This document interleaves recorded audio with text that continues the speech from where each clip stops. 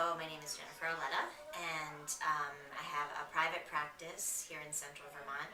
I'm a mental health counselor and licensed in the state as a mental health counselor, and then I have my first level of credentialing as a registered dance therapist. And so I've had my practice for 7 years. Before that I was at the County Mental Health Agency, working with children and families. Part of my training at Antioch was to do a final year internship, and I chose to do that in Madison, Wisconsin with a woman named Rena Kornblum, and she created this movement-based curriculum, an anti-bullying curriculum called Disarming. And she created it for elementary school students, a specific elementary school. But then finding that it was so helpful to teachers, the feedback she was getting sort of informally from teachers was that it was really helpful in their classrooms, and so she decided to formalize it more into a curriculum that now is a book and materials, and she travels around the world to train people in it. So there's different components to it. There's many exercises to practice with the kids, and it's all movement based. But she grounds the curriculum in research around bullying and violence prevention, to teach children about spatial awareness, because any kind of violence is an intrusion, unwanted, into someone's space bubble, to their space. So there's a whole section on that where children will they'll be in a circle with the therapist or the person who's leading it and doing different activities about space awareness. So they'll be moving around the room, doing those kinds of activities. So teachers and administrators can pick kind of what they want from the curriculum. When I was working with her, we also worked through from beginning, not to totally the end, but through most of the curriculum through the school year for most of the classrooms. There's spatial awareness.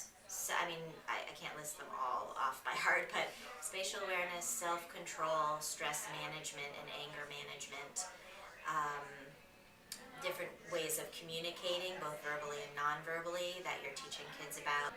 So one typical dance movement therapy thing would be to go in a circle, and especially in one of the first classes, is to have kids say their names and do a gesture with their name. So they could say, Jennifer, and then everybody would do that gesture, everyone in the class would do that gesture and say that person's name. And so you might ask, and there's, ways that teachers can improvisation, do some improv with the exercises depending on what the class needs, but, you might say, do it really big this time, and then if someone bonks into you when they're doing it, then that's just a way to say, oh, let's talk about space bubbles. So then you say, okay, well, if you don't want someone in your space, you could say, please stay out of my space bubble, and then you have to move back, so then it's like all this, there's just endless opportunities for dialogue about what's happening in the moment and then how it relates to on the playground when there's not necessarily an adult right there. There's also actually feeling it in your body in the moment, and then being able, the teacher saying, that's it, right there. When you don't like someone in your space, what does it feel like inside? Or, did you get angry in that moment? So what could you say, or what could you do instead of hitting or instead of lashing out? So there's opportunity for dialogue, but it's so much more about experiential, for the kids to feel it in the moment. And then the dance movement therapy part is also to have all of the children witnessing you, all the people in your class as a student witnessing you and doing what you're doing, and wow, really being seen, that can be really validating also. 4 B's of I think it's the 4 B's of self-control, although it might be something else.